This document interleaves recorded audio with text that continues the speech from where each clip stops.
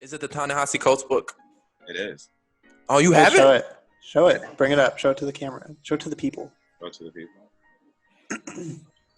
Oh my God. Yeah, let me borrow that. I know. I kind of want to read it. I heard Yeah. it. That's what the movie basically like got its all inspiration from, I believe. That's good artwork too. Yeah, the artwork's great. Dang. That's what I'm gonna do in 2021, because y'all, the year's almost over too. Stop. We're in the second half now. In 2021, I want to get more into comic books, like reading them actively. Bro, I'm pumped for this Batman one that's gonna come out. I That's was interesting. really into comic books growing up as a kid, and it just kind of like there's some, I don't know what happened. Well, it's Like, just it fell off. like I've read some. It's so hard because there's so many things. Columbia has some comic shops, right? It Yeah, does. hit one They up. do. Yeah. Oh, yeah, they do. But Yeah. yeah. All right, Guys. I feel like we're gonna talk about this later on, but now, especially now that we just talked about Black Panther, I kind of feel like we have to, because it just happened. And I know we want we to can start with like, it. on like a higher note, like we normally do, Yeah. but I feel like after we have to say rest in peace. To Chadwick Boseman. It's yeah, absolutely heartbreaking. Absolutely Yeah. heartbreaking news. I say that was like the least expected news of the year, probably. Out of Um, and the fact that he was pulling his for 4 years, mhm. and thinking about how much work he's done, throughout, just how no one had a clue, it's absolutely devastating. So rest in peace. That had to be like said, it had to be first, Yeah, absolutely. We don't want to be, we're not going to be sad the whole episode. We're still going to have our fun. But yeah, definitely. You never know what people are going through. Yeah, man, it's really crazy because, Yeah. nobody knew. Yeah, and it's not even like a sad thing because I'm a big proponent of like whenever someone you love passes, like yes, be sad, but also like celebrate the work they've done and like just take time, like just really kind of like remember them, Doesn't Yeah. like People are sad because they cared. yeah, sad because they care, but take the time to remember and like And appreciate. appreciate, I agree. To think of how like, he kind of popped up on the scene not too long ago, maybe around like 2013, 2014. Around 6, 7 42, years. around the time 42 came out. Exactly. And like the impact that he left, just he had so many like iconic roles in such like a young career, it felt. And like, the characters he played, yes, or like absolutely like- incredible. like historical figures and like literal Yeah. historical figures, like yeah. James Jackie Brown, Robinson, Jackie James Robinson, Thurgood Marshall. Black Panther, like so many iconic A lot of roles. really exactly iconic roles, and like especially you played a lot of like, roles specific to the Black community, very iconic and left a legacy doing that. It's hard to do that, man. It's hard to bring these people to life that are so larger than life, Well, do it so well consistently. Yeah. Talented man. Yeah. It's heartbreaking. Wish we could get more, but like I said, we're gonna get into it later. But of course, it's rest in peace, Chadwick Boseman. Absolutely. That being said, let's get into the podcast. How y'all doing? First of all, how y'all doing? How are you guys doing? Yeah, okay. It's been good. We took a little break. Mhm. Avery's, Had to Avery, move back into college. Avery had to get settled in. I think the break is good, but we're back at it. I miss you. I'm not gonna lie. I actually I know. kinda I'm miss happy. this, but I'm happy to be I'm back. happy. I'm happy though. But I agree. But how y'all doing? How's everything been? I'm good. Good. Chilling? You guys, and I'm saying this on the pod because it's where I want us to go. We're getting an intro. That's coming. Oh, it's coming. It's coming. It's coming. I'm talking prior to about this. Like this is just kind of spitballing right now, but that's coming. Stay tuned. Oh no, it's coming. It's coming. But yeah. Let's get into it, guys. Let's get into it. Yeah. I mean, do we want to go straight to charts rundown? Have we said how we're all doing? Are we good? Yeah. Okay. I'm Noah. I'm Nnamdi. I'm Avery. Live from University of Missouri. Yeah. Live from New York. Live from New York. It's the 96 podcast. Okay, let's get into it. Let's start with the charts rundown, per usual. Let's go. Billboard 200, not too much change. Taylor Swift Folklore spent its fourth week at #1, becoming the second album to do so. The Weeknd also did so this year with After Hours. To get my computer a second. It's struggling. Yeah. So, and I believe this is like her 6th album to achieve this. So that's like a record or something. Like, no one's done that or something like that. So You're talking about 6th time being number 1 other than the first I week? think it's her 6th time having an album that's number 1 for 4 weeks. Ah, okay. Wow. Oh, wow. Everything here at Billboard.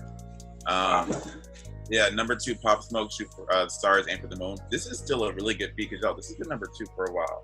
Or it's been like at the top 3-ish, top 3, top 4 for a while. So kudos to that. It was a great album. Juice WRLD, Let Never Die, number 3. Young Dolph, the new debut with Rich Slave, and then Hamilton running out the top 5. I don't know how I feel about that album name, Rich Slave. I don't know how I feel about that, but Did anyone listen to it? Of course not. But I don't know how I felt. Maybe it's a societal statement or critique about the implications of being contradiction, like a Rich Slave. Maybe. Maybe we just have to listen to the album to understand it. So yeah, for sure. Take the team and do it. And Young Dolph got like shot not too long ago, right? Like, is this like a comeback album, or is this like the first big project he's released since then? I want to say he's released work before then. Okay. I think he's released work before that. But yeah. Top 5. Not really surprising for the most part. This Young Dolph. I'm probably not gonna listen to it, but yeah. What I'm actually interested in is we were talking about I think the last time we spoke, correct me if I'm wrong, we were talking about Double XL. Was it talking about Double XL freshman? We were talking about Double XL. And look who we have right here, Mr. Rod Wave. Rod Wave at number 6. Who is or last week. So I mean, I think he got the XL bump like in like promotion that probably would have shown more last week. I agree. For 6 this week. But he's been on the chart for 20 weeks. I mean, kudos to Rod Yeah. Wave. Definitely one of the standout freshmen. Yeah, absolutely. I think he's one of the more popular ones, but yeah, he definitely looks like he got a little bump from, I mean, obviously he went down from last week, but the last couple of weeks he's gotten a little bump from people noticing his name. 7 and 8 are also former freshmen. Former freshmen, exactly. So yeah. Didn't we say that? Mm-hmm. Look, we got Polo G, another freshman. Yeah. So. Good for them. Any big moves you guys notice? After Ours is still there. Y'all know that's still one of my favorite albums this year. Consistency. That's what that's called. Lil Durk coming up a little bit. Yeah, number 7. Maybe a little boost from a Drake feature he did. Little Drake boost. That Drake promotion. Little Drake promotion. Yeah. So yeah. NLE Chapter. He was number 10 last week, so I want to say that's probably when the Double XL freshman bump happened. But okay, over on the Hot 100, just because got to keep it moving. This was also something that was not too surprising, right? WAP is still number 1. So not surprising now? Actually, I will say, no. This actually was surprising. I really thought Drake Laugh Now Cry Later was going to take the number 1 spot. I did too. Yeah, no. I think if there was anyone I thought could not WAP, it probably was Drake. But I will say I was wrong about WAP, and I'll admit it, because that's like, think about that as a feat. Being number 1 and managing to push off a Drake debut, especially a song that was as good as Laugh Now Cry Later, very impressive. So I mean, WAP has also just been in the headlines too a lot. So I mean, it's definitely benefiting from the fact that like we're all still talking about it. But I mean, it's good as well.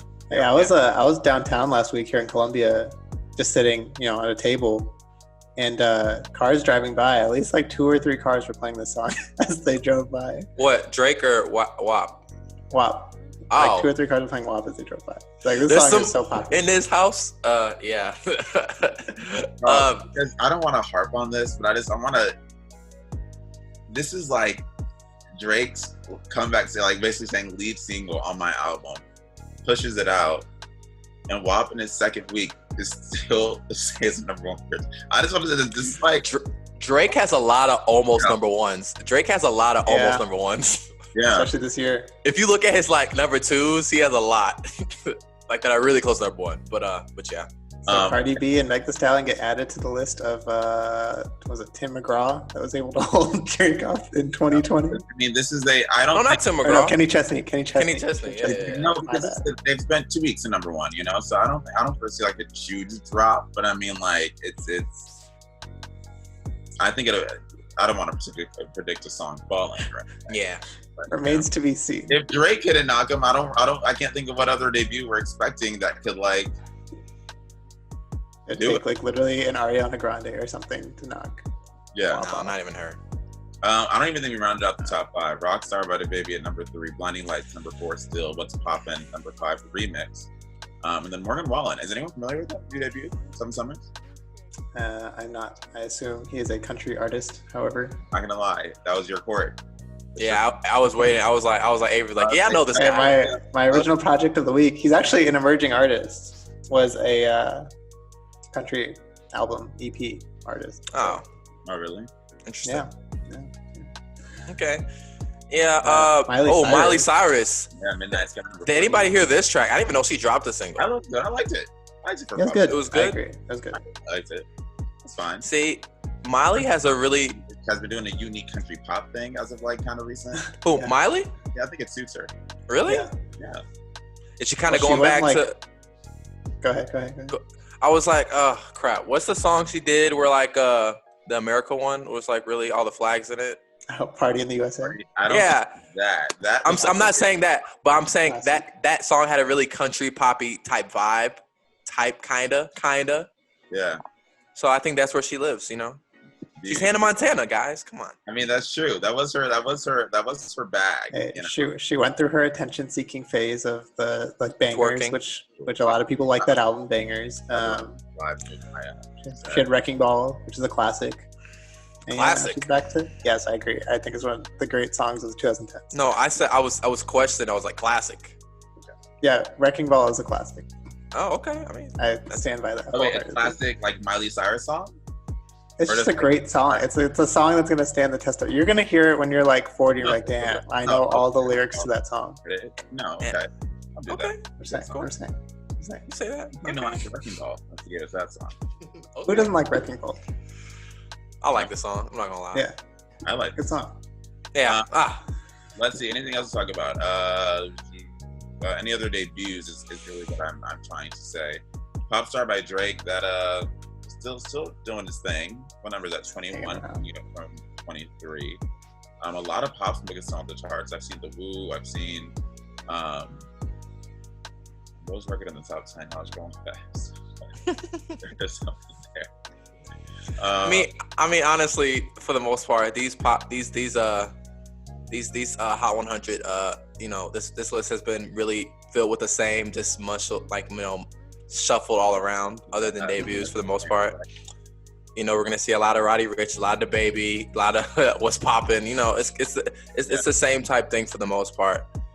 You know, when you get like after like the top 20 is when you start seeing like some of the debuts and like where songs, you know, songs that have dropped, new songs and whatnot. So let me ask you guys this question. Do you think artists are still at this point saying, I'm going to wait to put out new music until the pandemic passes? Or do you think at this point it's more so, let's just adjust and do something? I think people are adjusting. Yeah. I we're all just kind of like, this is our life now. So I think so. I think if you're a big enough artist, you can manage to wait, right? Well, that's the thing. You know, I want to, because like Big Sean, he just announced his album, which is coming out next week. And I'm pretty sure he announced it a while ago, like in March, right around the pandemic happened. And he was like, yeah, album's coming. And then nothing happened for 3 months. And I think a lot of artists waited and like, we're going to reevaluate and they're going to wait for it to go down. But after 3-4 months when nothing happened and COVID's still bad, people are like, you know what? If we're going to keep waiting, then people are going to stop caring. So we might as well put it out now. Yeah. I think that's the feeling. So. All right. So, any other big songs you guys noticed? Oh, there's actually another chart I wanted to talk about before I forget. I normally have my second laptop, so if you're running around, I don't know where we're going next. That's why. But is it the emerging artists? I don't know if I put the link there, but there was just I will say Nnamdi Chopper, who was number one on that chart for weeks. And I remember we talked about that on one of our episodes. Is no longer on that chart anymore because I believe after the Double XL, after he made that list, he had a song that like finally hit like the top 20 of like the Hot 100. And his album too.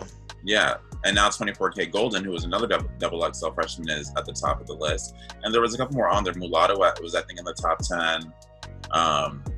City Girls isn't double XL, but they were on there. And I was actually shocked about that, but then I realized that Act Up never cracked top 20. I don't think even... What? Yeah, because I mean, they're still on the emerging artist chart. Wow. I do agree. I remember at some point I looked at this chart and I was like, what's the point of the emerging artist chart? But I do appreciate the context that I think it gives. I feel you.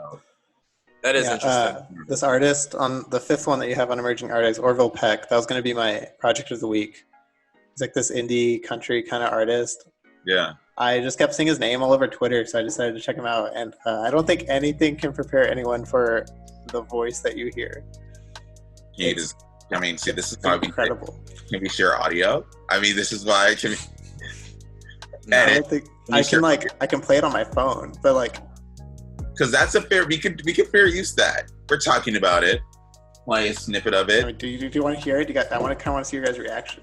I kind of want to hear it. Can we do that? I mean, this is our I'll play like, what's the limit? Like 15 seconds? Yeah, just like, and it can't be like, I don't think you can do it's like you can't do the chorus. Okay. I'm also kind of fuzzy. This is a good song to play. I just put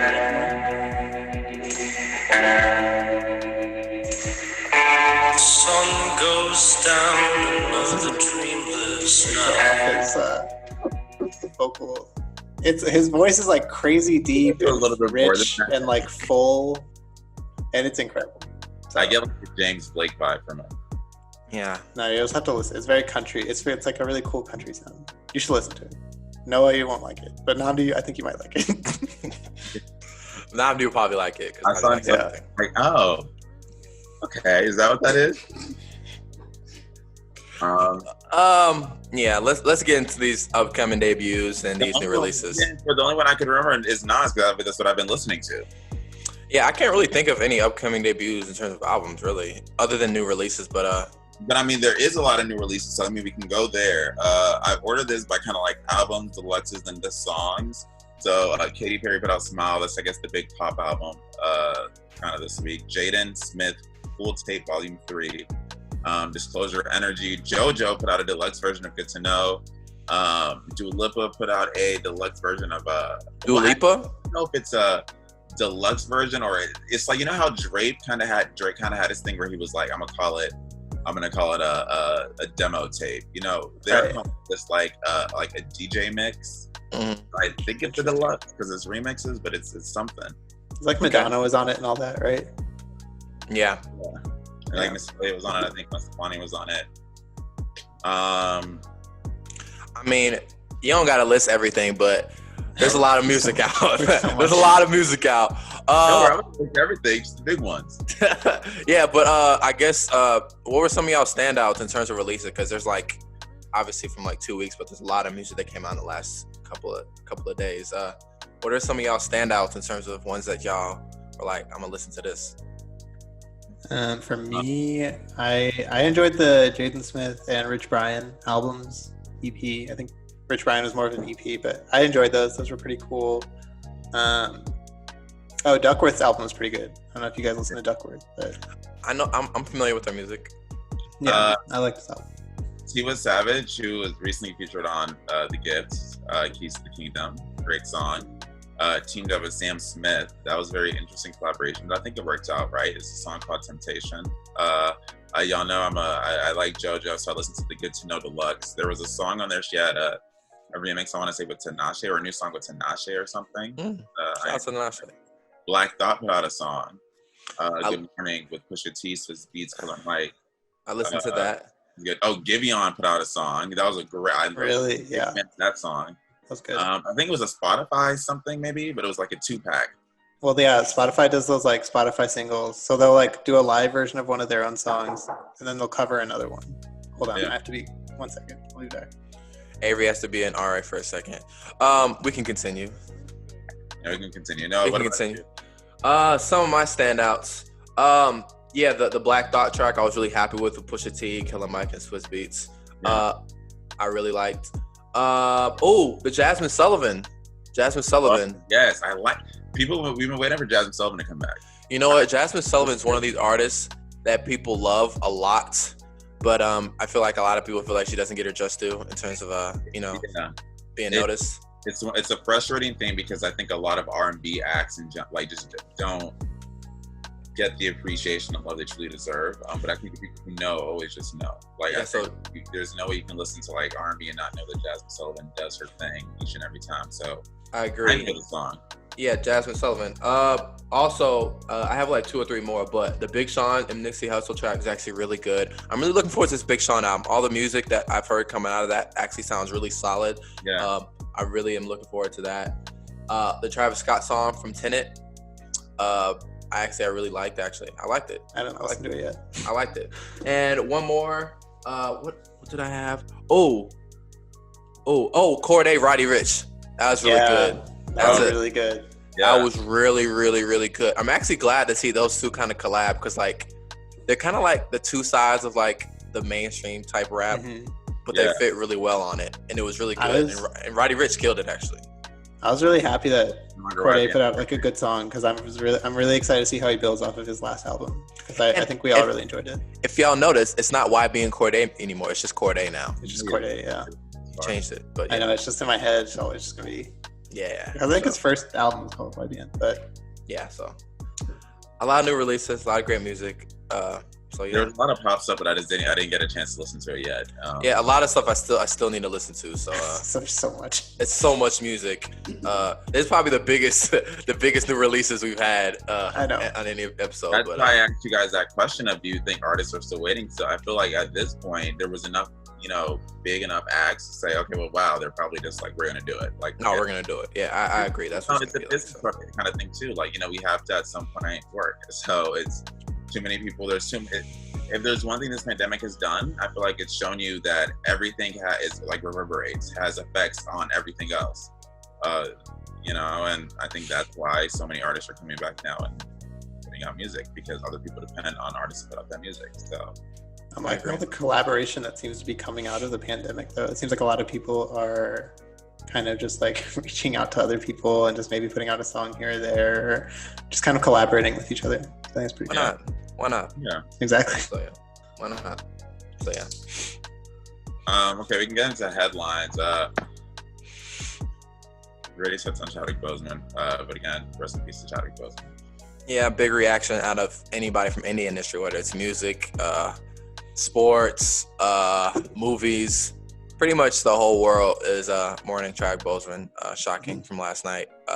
We're recording on Saturday, so it's Friday, so that was Friday night. So yeah, that's really shocking. I don't know what else to say about that, but yeah, it's really rest sad. In peace. Really sad overall. Rest in peace. It's just really, really sad. Yeah, really sad. This Brandy and Monica Verzuz. It feels like it's been a while since we've had like a headline in terms of like, well, we haven't recorded in a minute, but like, this is really interesting Verzuz.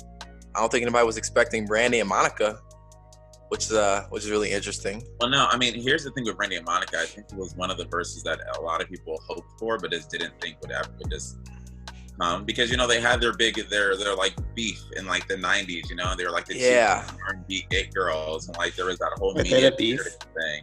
Yeah, it was a little thing. So not a beef like they put out diss tracks, but right. It was a little thing. I'm pretty sure it was like they just didn't like. It was one of those like, well, back in the 90s, I think it was one of those like, don't have to be in the room when I'm in the room type of thing. So like, exactly that type of thing. So yeah, Verzuz continues to put together these artists that are that I think a lot of people don't expect. There it is. Yeah, that's a cool poster. That's a dope poster. Live from Tyler Perry Studios. Yeah, did you guys see that Tyler Perry Studios are doing like a bubble, like the NBA? Yeah. Oh my gosh. No, they're doing a similar bubble so they can like continue to produce their shows and whatnot. Okay, I'm sorry. The actors and yes. Okay. Yeah. Wait. Avery. They built like housing. No, Avery. This is literally. I'm sorry. I have to get off track. This is literally an episode from the Boondocks. We're literally in an episode.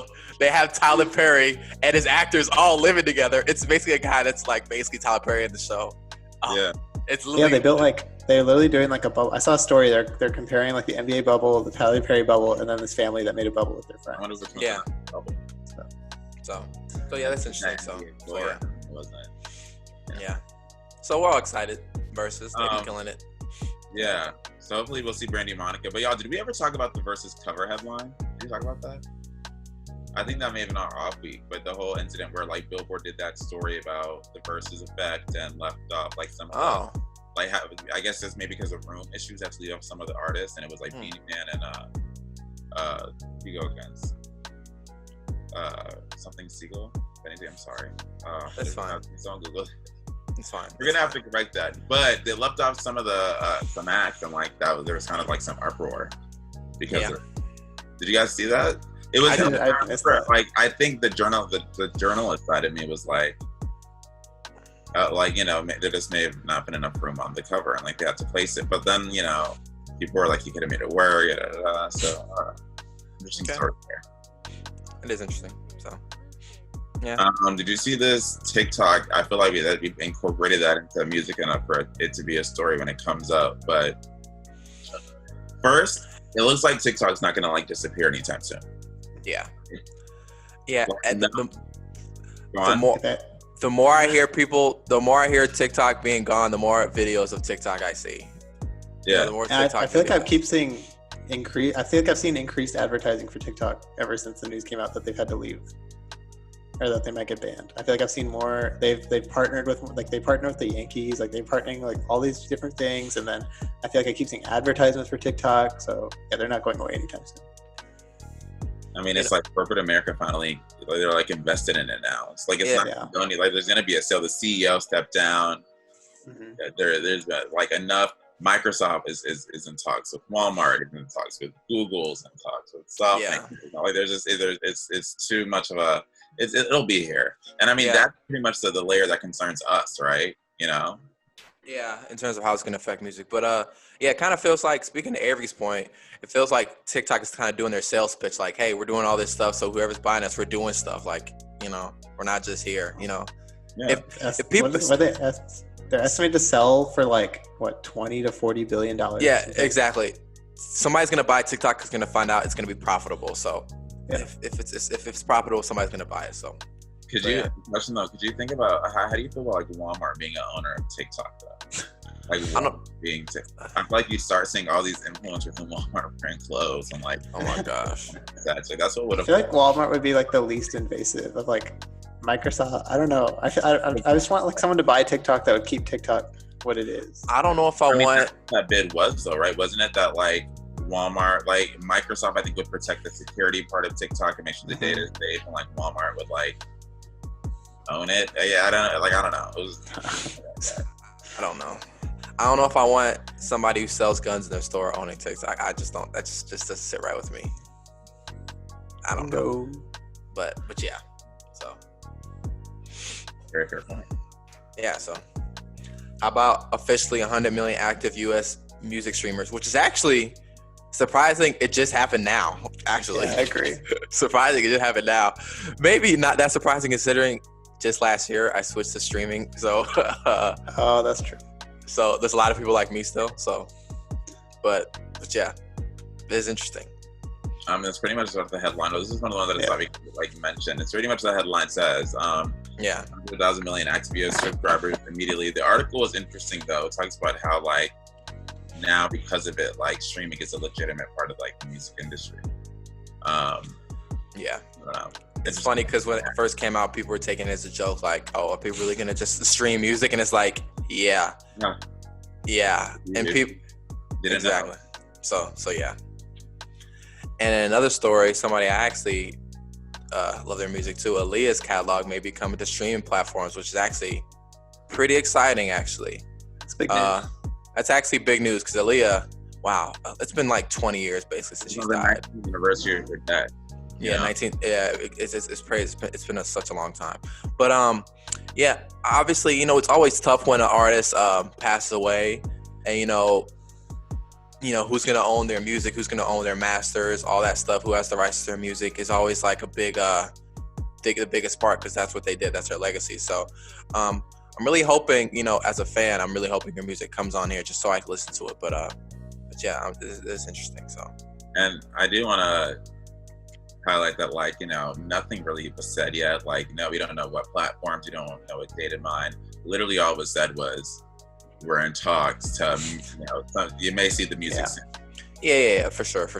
But hopefully soon, because a lot of people have been asking for it. Yeah. I do appreciate though when estates are a little bit more protective of artists' music, and that's just like I like that, you know. I mean, but it's her legacy. It's what she left behind. Exactly. She was very young when she died. She was like 21, 20, really 22, something 22. like that. 22, very young. So, I mean, you want to be protective over, you know, what they look behind. I respect it. So yeah. Yeah. What do we have next? This is the VMAs. This is an interesting enough story. So, long story short, social engagement for the VMAs is up this year. I'm assuming it's because of the fact that everyone's kind of home and more people. Well, not really. Everybody's not home, but I mean, relative to prior. Yeah, for sure. Because that's what they're basically saying, that year over year, there's just been a big increase in these social engagement for different, like the VMA on different apps. TikTok fan voting is up 223% this year. Oh wow! Last year, yeah, it's like a really significant increase. I'm wondering if that's going to translate into viewership for the VMAs, which I would assume it is, because again, everyone's home. I wonder what the BET ratings were. We should look into that. We should look into that. Years, like if there was an increase, if it was, you know, because to me the BET Awards prove that it can be done right virtually. It can be done respectfully, exactly. I agree with that. I always get confused when these people say like over 100%, like 200% increase. Like, what's that mean exactly? I'm like, okay, I get it, but yeah, the VMAs are always a spectacle. Yeah, exactly. The VMAs always like a really spectacle for fans, especially, and they really are a big part of like getting the fans involved in terms of fans voting and not. But it feels like I'm kind of just waiting to see who wins, actually, honestly, because I feel like I just thought I'd take this opportunity to remind us all of what we picked. Our picks are locked in. I'm not letting anyone change it. I have them right in front of me. We only did 3 categories. The big categories, the categories that matter. So for video of the year, Nnamdi said The Weeknd. Noah, you said Billie Eilish. Mm-hmm. And I said Lady Gaga and Ariana Grande. I think Nnamdi's gonna win that. I think Avery actually gonna win it. I can see Nnamdi because I think it's gonna be a pop year and I'm gonna like it. So. All right. For artist of the year, Nnamdi said Lady Gaga. Noah said DaBaby, and I said Meg Thee Stallion. Oh, I'm so mad Roddy Ricch isn't on there because I literally would have picked him. He would have been artist of the year for me, honestly. But and then song of the year, we all said The Box. So oh, that was even tough. Yeah, that was even tough. So I feel like he's gonna get snubbed though. He's gonna get snubbed. I know. He's gonna get snubbed. Roddy Ricch is gonna get snubbed a lot. Rooting for him. Well, by the time this comes out, the VMAs have already happened. So I mean, like we'll see how we did next week. Yeah, we'll discuss next week. So yeah. Okay, you guys, who wants to get into what we're talking about this week? Our introspective reflection episode. Yeah, do you guys want me to introduce this little thing we're doing? Go ahead. Okay. Yeah. For the people who are listening, for our listeners, we took a week off. Obviously for reasons of like Avery had to settle down. School, life. We have a life. We actually do stuff. Yeah, exactly. And for our first episode back, we kind of decided that we want to not give introduction, because for the people listening, I hope you know who we are at this point. But we kind of want to give introduction of why we're doing this podcast. We're not just guys that are like, hey, we're going to talk about music, because I feel like we have a lot of just larger than interest. Like, we really love music and really enjoy talking about the minutia of it, not just like, hey, this album's good. We like talking about the business behind it, the journalism behind it, stories and whatnot. So I think we all came to the conclusion it was a good idea that we discuss kind of how music has impacted us and throughout our life and whatnot, like growing up with music, our first concert, artists that really raised us in a way, and kind of all leading up to us doing this podcast together as friends, talking about music in almost in a different way. We feel like, bringing our journalism background to the music industry, which I think is interesting. And I feel like that's where we should even start. we do this. We understand just listening to people rant about music may not always be that fun, and I think that's why we try to incorporate our like you said, our actual background. We all are pursuing journalism, or not even pursuing. We all are in the journalism industry in some sense, and we try to incorporate that into what we do, and that shaped our views. And it's like both ways. Like our upbringing and the music we listen to throughout, like, has shaped our views and how we see some of these stories. And we just figured it's interesting enough to share. We all genuinely love music. Yeah. Well, yeah. So y'all want to get started? Get this thing going? Okay, let's go. Just to get us started, what was your earliest music memory growing up? It could be, the first artist you love, first band. What was your parents playing on the, what was your parents playing? Like, what were you hearing? What was your earliest music memory? Go ahead, Avery. Start us off. All right, so for mine, it's probably when I was like 4 or 5 years old, right? And my mom asks us, it doesn't have to do with any specific artist, but my mom asks us, like, do you guys want to start piano lesson? And I'm like, no. I said no. I was like, piano's for nerds. Like, I don't want to play piano. And my brother says yes, right? So she signs him up. He goes to piano lessons, and he comes back, and he has candy with him. And I'm like, where'd you get that candy from? Yo, where that candy at? And he said, the piano teacher gave it to me. Like, I did good. So, like, my the other piano teacher gave me candy. And I immediately asked my mom to sign me up for piano lessons. And since then, I've been playing piano. So that's like the earliest thing that comes to mind when I think of like, music. That's the first time I can think of it in my life, is like, I wanted to go play piano lessons because I wanted to get candy. So, yeah. Okay. That's what's up. What about you, Nnamdi? My boy, my guy. I'm trying to think. Well, I feel like music, there's so many like definitions. Yeah. Like, I have so many different memories that I associate with being first. Like, one of my earliest memories is I have a whole bunch of siblings, just being in the house and hearing, like, as we used to watch MTV, like the different music videos they used to play. Actually, when MTV used to actually play music all day. All day. Ever by Destiny's Child is playing like every single day. And like, that was just like that song. It's like the earliest, and I think the earliest song that like is popped in my head, it's that memory. I think I was like 4, maybe like 5. I was really young. But like, the earliest memory. The earliest, like, first time I remember getting a album that like was mine, that like was like, I think it was at the barbershop. I think it was Country Grammar by Nelly. I want to say I was like 8. Wow. And like, that was like, because it was like, Hot in Here was huge. That was my jam. So I mean, like, duh. So that was the thing. Culturally speaking, I remember, like, I don't know. I can't say the name of any of the artists, which is horrible, but like, like Yoruba music, because I feel like I need to call my mom and ask her. She'd be so disappointed in me.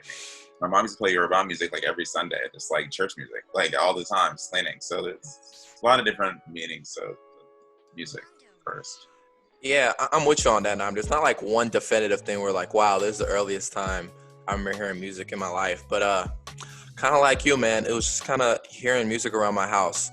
I would say growing up, I had a kind of protected, I guess, thing around music. I didn't have like MTV. We weren't just turning the TV on, and I saw music videos every day, or BET or anything like that. We didn't watch any of that.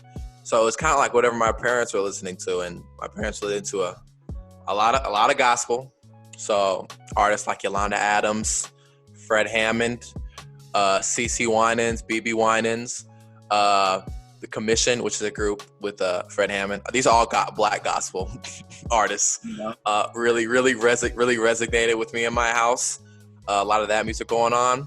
But then the music that we did that was like secular, I guess you would say, is like, a lot of Motown. So Marvin Gaye, Michael Jackson, Jackson 5. I'm trying to think of anybody else. Earth, Wind and Fire.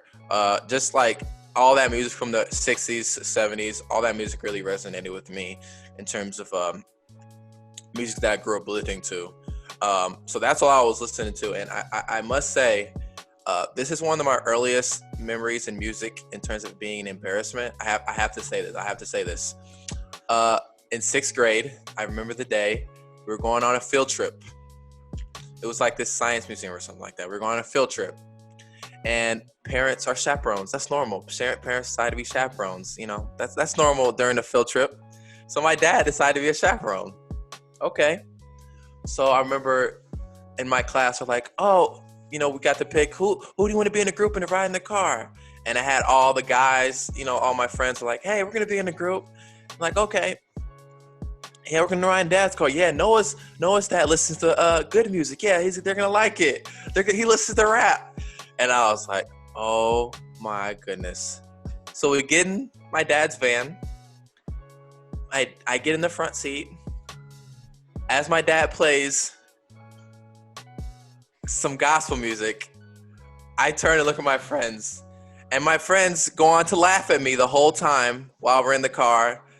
It was probably one of the most embarrassing moments of my life. That's sad. Nah, kids are so mean, bro. They're so mean, and it's like so bad because I was like, oh my gosh, they were expecting my dad to play what's on the radio or something like that.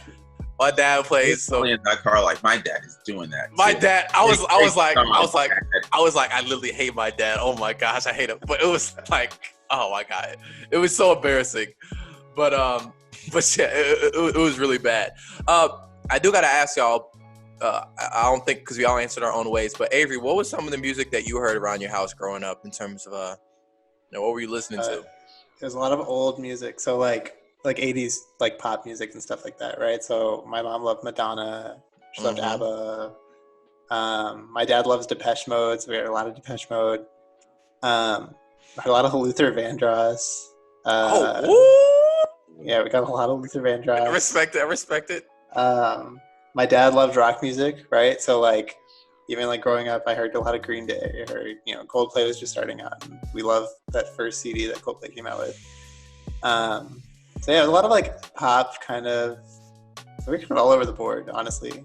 But my dad definitely had his own lane. My mom was kind of more spread out in the things she listened to. So yeah, those are the ones that stick out to me though, is Madonna and all that. So one thing that I'll say I've noticed that is interesting and just like a difference in our upbringing is you guys, your music taste, like this is probably most people shaped by your parents. Me, my music taste was shaped by all of my older siblings. I didn't like growing up, it's like the music I would hear all the time, whether it was sharing a room with my brother, it was like doing chores with like my sister, was like their music. So like the music that I grew up with was like Biggie, like my older brother used to clean some Notorious B.I.G. every single Saturday growing up. It was my sister, like I said, Ashanti, Beyonce, B2K, like used to be in our house early 2000s. There's a Nelly, that's why Country Grammar and Nellyville were like both of those albums I own, like because of that, you know. Eminem was like big. A lot of like people that were big late night, like NSYNC was big. But the Spice Girls, child, like TLC, like just spin then over here spin. Those are my parents, like I like it was the 80s music from the 80s and 70s, but my older brothers listened to, you know, like whatever genre that may have been. No, I definitely feel you on. Y'all remember him? Chameleonaire? Who? Chameleonaire? Yeah, Chameleonaire. Yeah. No, Chameleonaire. I remember him. I don't remember his music, but I remember Chameleonaire. This is kind of going into the next thing, but you know, with me growing up, the music that I listened to, you know, Nnamdi mentioned this, like the music that our parents listened to kind of shaped, you know, the music that you ended up going into and listening to. But I would say that's kind of different for me. I would say you guys had like cooler parents, because I hear a lot of my parents what they listen to, and you know, it wasn't, you know, the popping music. It was a lot of old music. It wasn't a lot of what was on the radio, what was the most popping song. So when I got the chance to, you know, branch out and listen to my own music, it was the most opposite thing of what my parents were listening to. And that's kind of going into the next question. What was when did you guys start branching out and kind of like, I'm gonna start looking for my own music, what I like, not just what my brothers listen to, or my mom is listening to, or my cousins are listening to, like other people. Like, when did you start branching out and it's like, hey, this is what I'm listening to, this is what I like, this is what I'm doing? When I was 12, I actually remember precisely when it was, and I'm like, do I want to say this on the pod? No, I'm not. One, I'm not gonna let you get off not knowing what Chameleonaire is. You know, Right and Dirty. We all know. Oh, that's Chameleonaire? I'm not letting you like disrespect. That's Chameleonaire? Yes, like not letting you get that off. But I didn't know that. I want to say like 2000. 11, 12, because I remember there was like a Soulja Boy was big, and like my sibling went into him. I remember I was into Black Eyed Peas, y'all know that, and like I was into Eminem, and I don't think a lot of my family was into him. Like that was when I remember like pursuing like LimeWire. That was mine too. I had LimeWire on like my desktop. My house used to have all these viruses, and my sister had it, so it was fine. And I used to those are the songs that used to be on there. Lil Wayne, I remember listening to the Carter 3 when that came out, like when I was 10 years old. That was big. And then I started doing a lot of pop. Who were the big pop people of like? I don't remember. They weren't that. Black Eyed Peas. That's one. Oh, Black Eyed Peas. Yeah, they were pretty. It was a big pop at that time. But yeah, you know. I feel that. But let me say, I didn't get to the point where like I really got invested in music. You know, and like kind of like that was just really what was on the radio. I didn't get to the point where it was like I'm invested in like I'm seeking out artists and like I'm supporting these artists after like high school. So yeah. Yeah. I mean, you don't really know how to do that, right? And especially like, you know, we grew up at a time where like obviously we didn't have streaming or anything like that. We couldn't drive. So we couldn't go to like a record store. We couldn't go to Walmart to buy a CD or something like that. We Target. Yeah, exactly. You couldn't go buy CDs. We were like kids. So I don't really think we really had the option that like kids, I guess they like now do, you know, where they could be on Spotify or Apple Music and like looking for a new artist. So no, for me, it was probably around the same time. I was gonna say like middle school. I definitely feel you on that. Yeah. Yeah. But yeah, Eminem was a big one for me. Kind of just like branching out, trying to find my own thing. And I think it's schooler kids listen to Eminem. Yeah, and I think it was what was the one? What was this comeback album? Recovery. That was a big one for me. That was a big one. Yeah, I must say, unlike you guys, I was like, so when I knew I wanted to get into rap, but I didn't know any music. I remember being in 4th, 5th grade, 3rd, 4th, 5th grade, 6th grade. All my friends do these popular songs, and I knew nothing. Oh my God. I knew nothing. I knew none of the popular songs. I used to act like I knew the songs because my parents weren't playing the radio. They weren't playing the rap radio. They weren't playing the hip-hop radio. They weren't playing the pop radio. My parents weren't playing that. They were popping in the gospel album. That was it. And I remember asking my friends, like, how do you guys get all this music? How do you guys know what's good? They're like, my parents play the radio. And my parents weren't playing the radio. But when I think about, because I remember, I got my first iPod. I got the iPod Nano when I was in 4th or 5th grade. I don't remember. I think I was in 3rd or 4th grade. And one of the first albums I actually bought, this is actually going to be a throwback. Oh, man. 3rd, 4th, or 5th grade. It was Gucci Mane, The State versus Roderick Davis. Oh, my God. That was one of the first albums I actually bought on my iTunes. In terms of branching out with my own music, because I was like, I think it came out around the time I just looked on iTunes, which was the album that happened to be out, and I bought it. So yeah, that's one of my first things of branching out. But go ahead, Nnamdi, go ahead. What year did Paper Trails by T.I. come out? Was that like 2009? Was that the one that was the before? Wow. Hold on. I'm looking. Yeah, I feel like that was too. No, let me just say, I feel like it makes sense if we get along. Because when I say that I went through the same thing in middle and high school, of like, well, mostly middle school, of like, once my older siblings, and my older siblings were like older than me, like 18, way older, yeah. When I was just on my own, my mom used to listen to gospel music and Nigerian music all the time, so I would have no clue. No, like I go out and like lyrics to all these Atlanta songs, and I was like, I have no clue. No idea what you're talking about. Who? Mr. Brick Squad. Like, I actually have specific memories of like not knowing anything about that in like 6th grade and being clowned for it. That was. But I remember it was 2008, Nnamdi. So I was like, what, 10, 11? That's right. So like T.I., I remember when Paper Trail came out, that was one of the first albums that I think on LimeWire or something I like managed to get.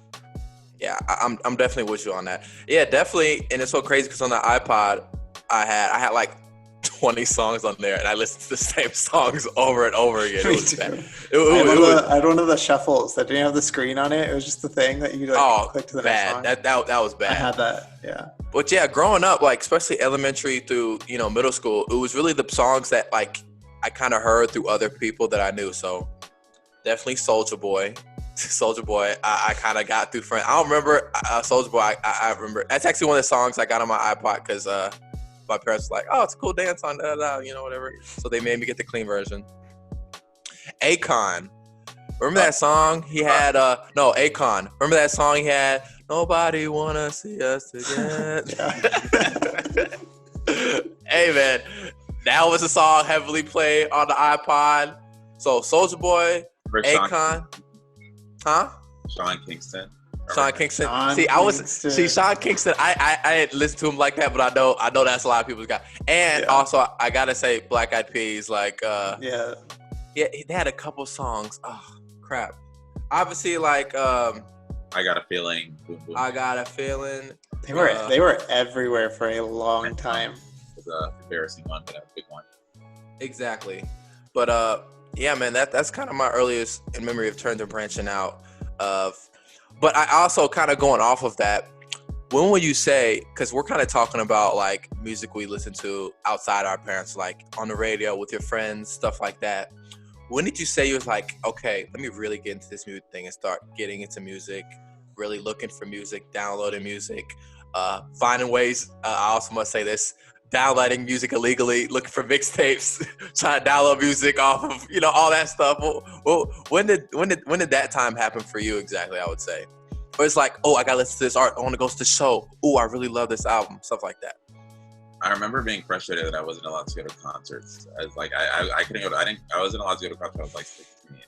Mm-hmm. I would say the latter part of my high school years is I think when I really started to get into music. So I think it was then that I started to realize the power of music to just like, heal. Music has the ability, not necessarily heal, but like the power of music is like to distract. Get away.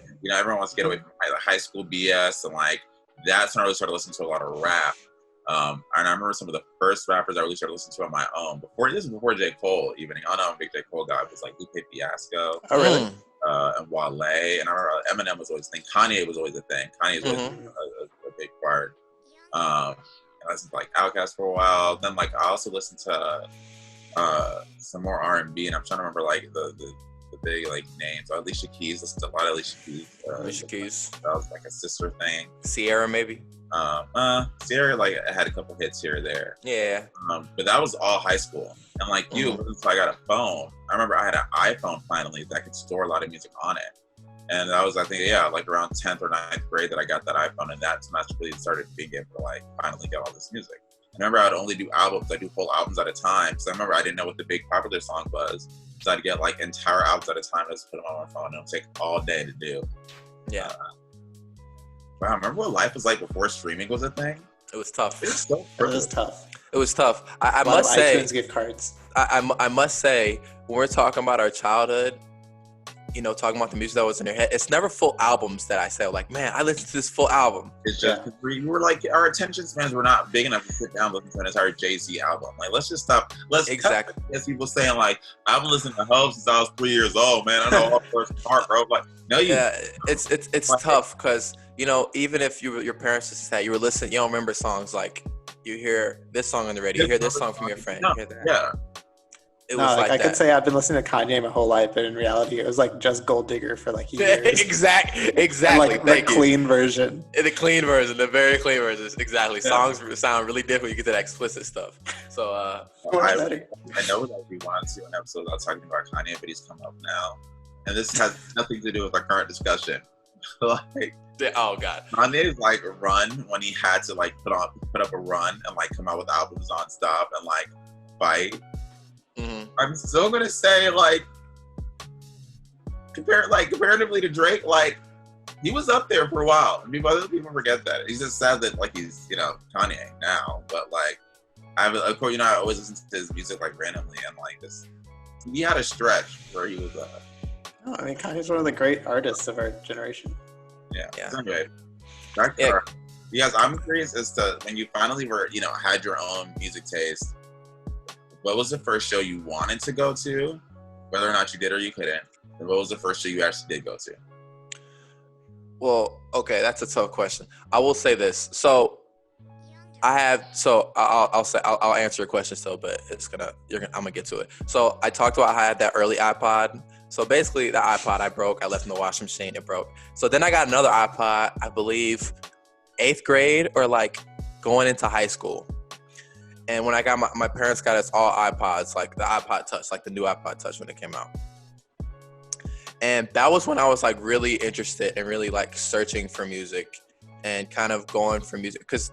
And that's when I was like, that's when I really got into like mixtapes, you know, for the mixtapes, some like all these artists that I know everybody on the podcast makes fun of me, like knowing these artists that like nobody knows about. Like, oh my gosh, no, you try to be underground, da da da da. You know, like when do you really start getting it? Because that's a lot of work. I remember like I always think like that is so much work keeping up with that much music. Like when did that start for you? It's crazy. I have to say, when I got that iPod Touch, because I got an iPod Touch before I got a phone. I didn't get a phone until like 10th grade, guys. It was bad. But I got an iPod Touch, and that's when I was like on YouTube, and I was looking up, man, I remember this. I remember I was looking up music reviews for these artists, and I looked up this music review for a Big Sean album. It's bad. And this is bad. And I still listen to his YouTube channel today, Dead in Hip Hop, and they did a review of the album, and they're like, man, this album sucks. This sounds trash. And I was like, why are they saying it's trash? I like it so much. Me with every Black Eyed Peas album. Like, it's just like, oh my God. But then I was listening. I found some artists on YouTube, just through YouTube, and just found out like some other artists that these YouTube channels reviewed and whatnot. And the internet really opened my eyes to that, because that's when, you know, having an iPod was basically the internet in your hands. And that's when I just opened up to all these artists that, you know, that I really got into. So that's when I started getting into like Kid Cudi, Wale, A$AP Rocky. That's Schoolboy Q, even early Kendrick a little bit. I want to say I was like big into Kendrick early on, but you know, the internet was kind of in those early days of it being and Drake, definitely Drake. I definitely thought for a long time, I thought Drake was the best rapper in the world when he first started. I thought Drake was the best ever. I thought nobody could touch Drake. Like, I'm not even gonna lie. Our age group, he was like kind of like the first really, really, really big rapper to like come out. Yeah, exactly. I really thought Drake was really the god. I was like, Drake killing him, man. Drake's the best out ever. He was. Yeah, I really. For both Kendrick and J. Cole, so he was like the first. For sure. But I would say Drake is the first artist, rapper that I was like, that sounds bad, but that was like the first new artist that was like, I was like, oh my gosh, Drake. This is the guy. This is the one. It's the guy. So that's say the first artist I wanted to go to a show. Now the first show I actually went to, Nnamdi, you were there, freshman year of college. That was the first show I ever went to. It was Hobson, Dizzy Wright, Jaron Benton.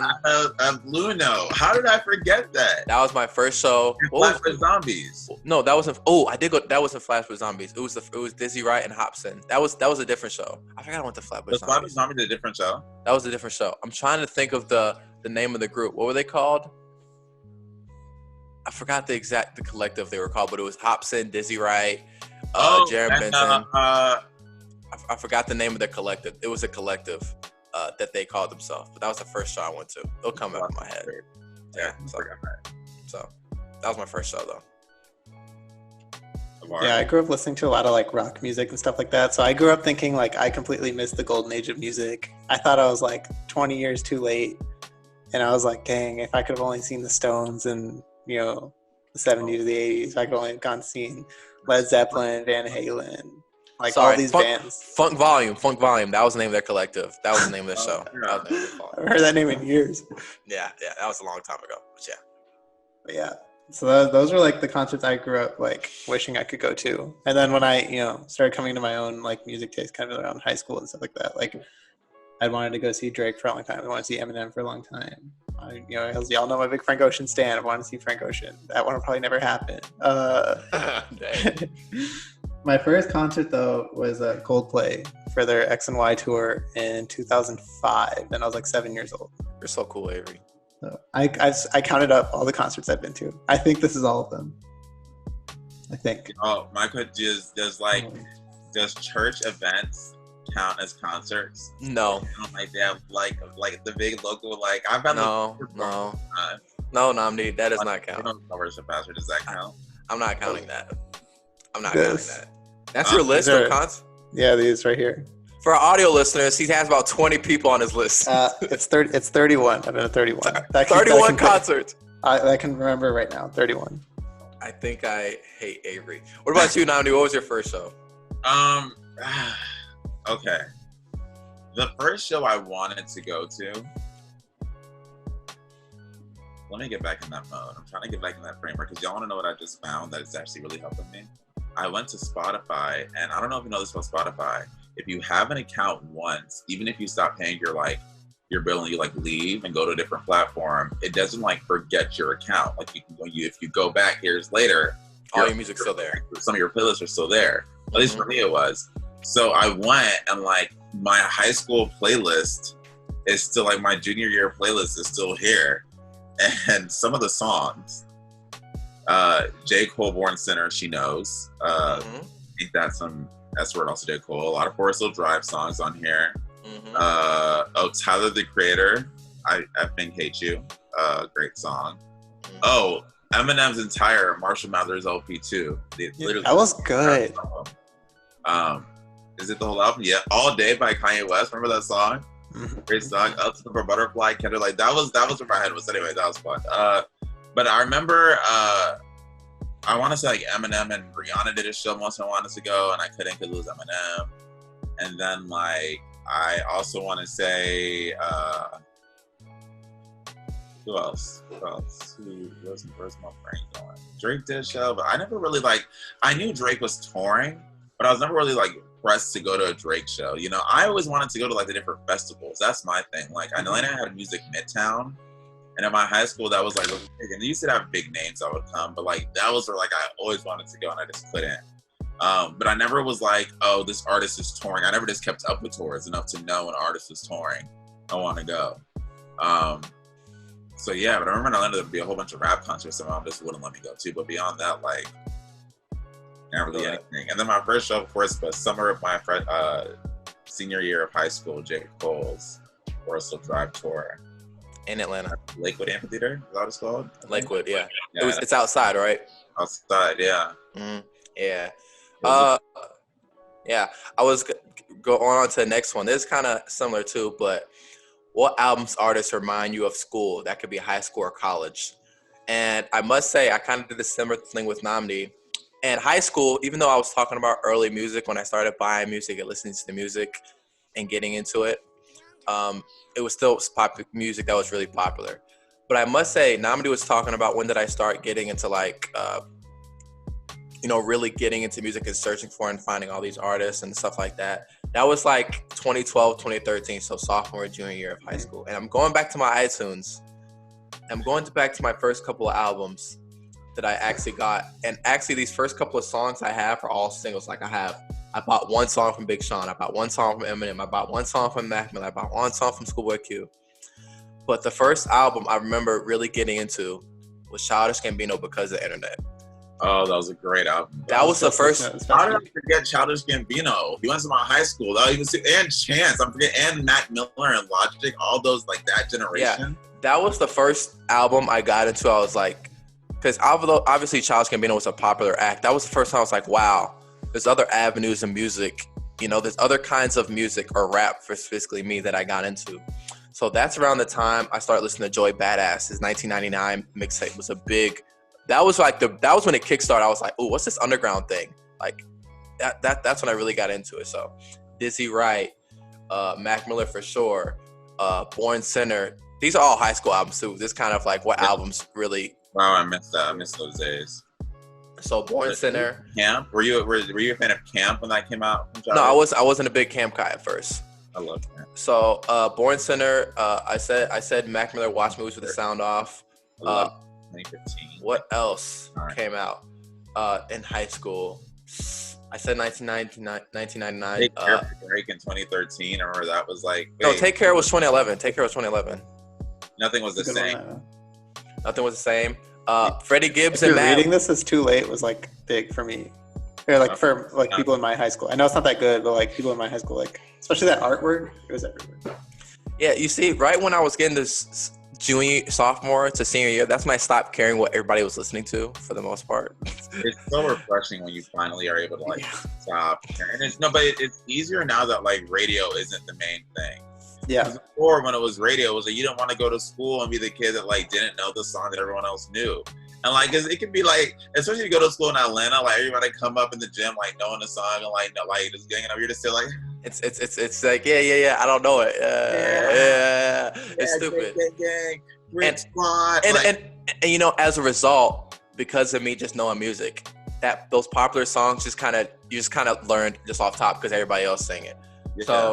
Yeah. So Good Kid, Mad City by Kendrick Lamar was a big thing in high school. Logic, Under Pressure, and his first mixtape, Welcome to Forever. Those were big things in high school. So big. Like around like 2014 for me, everyone thought like Logic was next.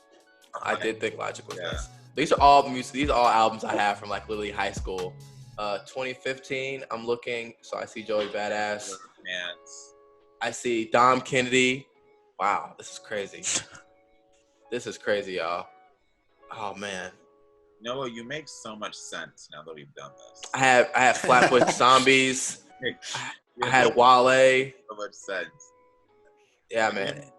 Noah's like repressed musical childhood. That's why he knows all these underground artists. Well, yeah, it's just like and this kind of going to a miss. How has your music taste changed over the years? I guess you could say, and like it's changed immensely. Like when you think about your kid, you grew listen to music your parents played, and then you want to go to music that everybody listens to.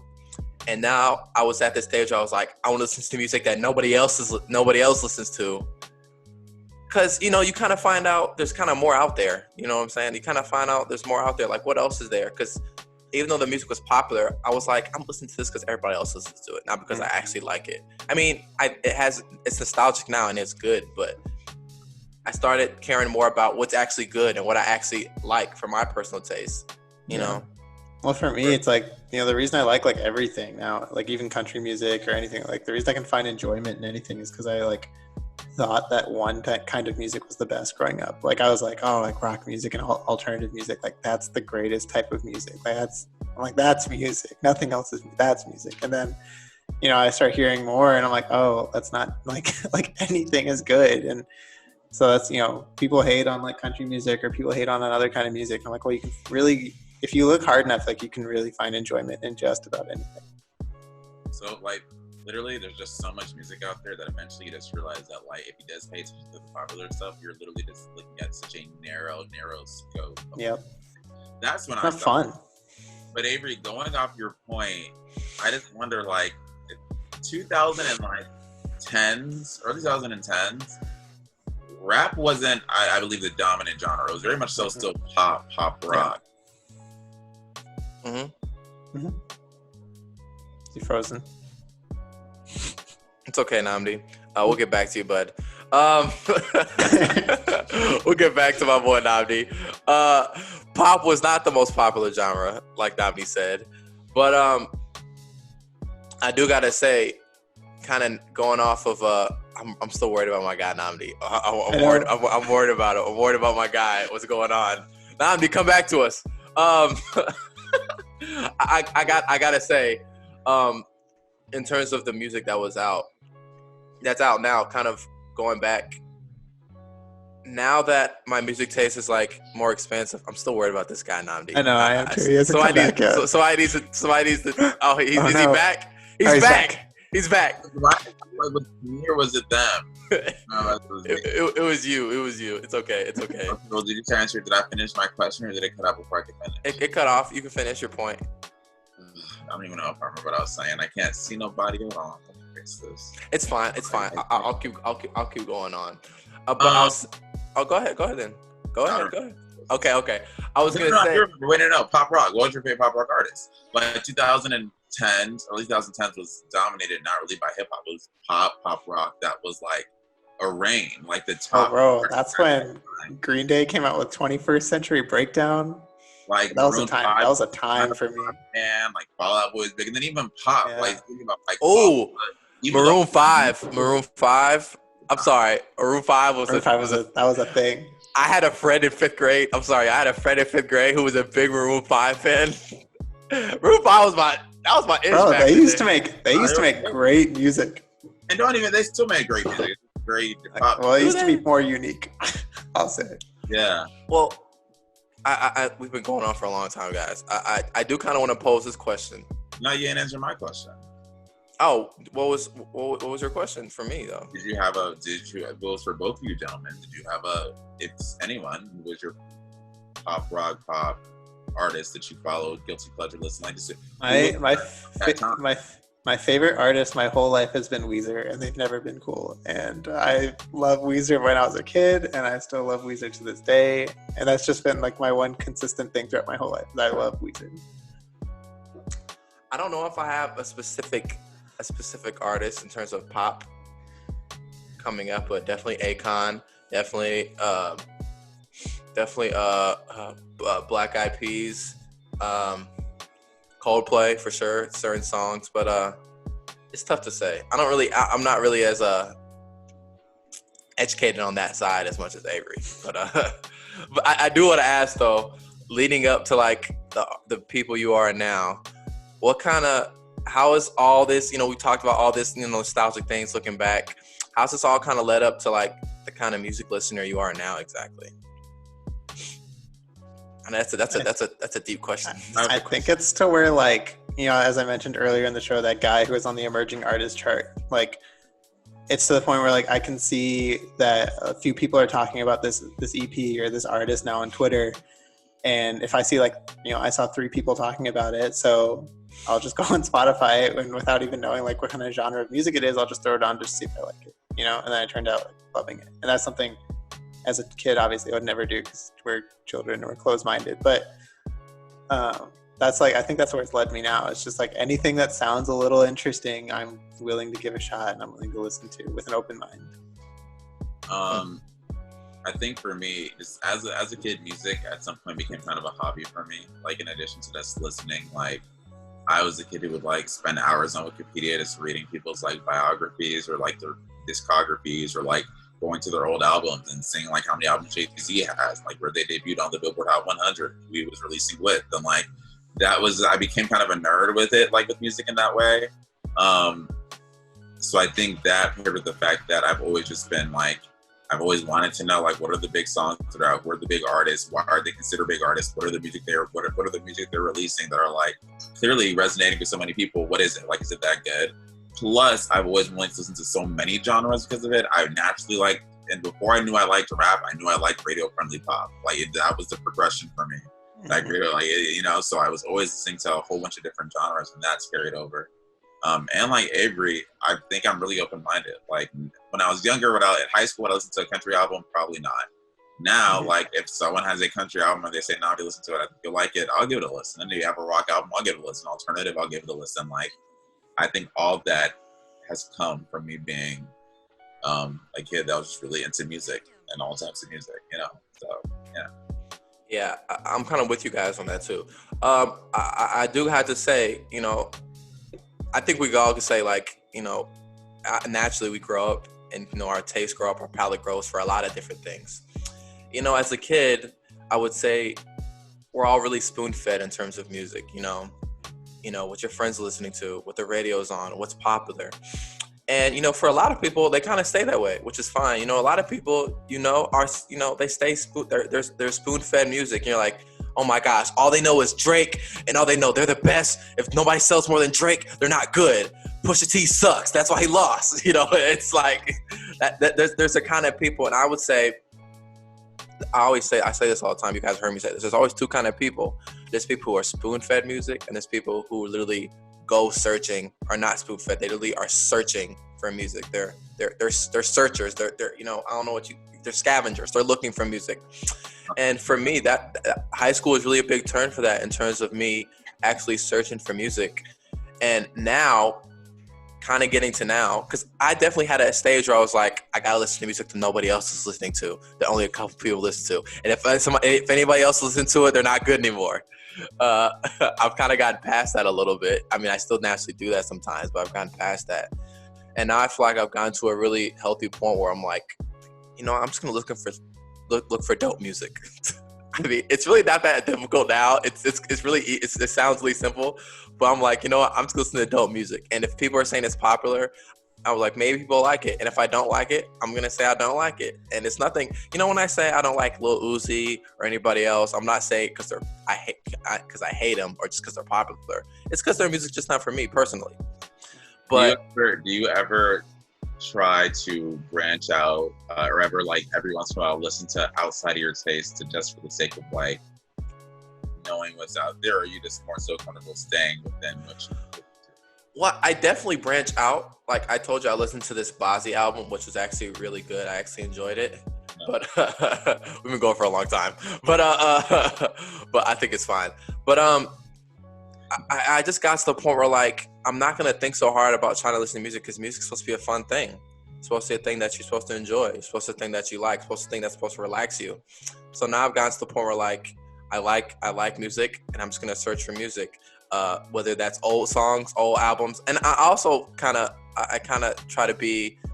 I listen to rap, but I try to be a rap enthusiast. So if somebody says, "Hey, listen to this old rap album. It's one of the best ever." I'm not one of these people that's like, "Oh, they're old, they suck." I'm like, "Oh, let me go and actually see what this is about." So I definitely feel like I'm just at the point where it's really simple. I'm trying to listen to the dopest music, and if you have dope music, I'll listen to you. And I feel like the three unifying points with all that is we're all willing to listen to dope music. We all have unique tastes, and we're all just kind of interesting cultural people who have refined music tastes. So that's why we have a podcast. That was a lot, guys. That was a lot. It is kind of fun to learn about our music upbringings, how it shaped our current taste, because I feel like it makes sense for each of you. Like I do that now, and I'm sure for me too. So yeah. Even though I say we're all refined music listeners, I say we're still kind of different in our ways, Oh yeah, for sure. Yeah, doing this podcast has definitely allowed me to listen to more music now than more than ever. Crazy, in a crazy way. I've listened to music, a lot of music, doing this podcast. Music that I wouldn't normally listen to. We make each other better. We are making each other better. Project of the week. Do we want to see what we've all been listening to over the last 2 weeks since we've done our episode? Well, this was a good idea from Avery. Considering, I know Chadwick Boseman was such a shock for all of us, for everybody.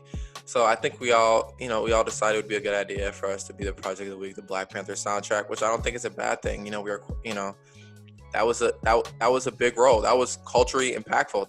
That's really history. That's music. I mean, that's movies history right there. A black superhero on the big screen being one of the highest grossing movies ever.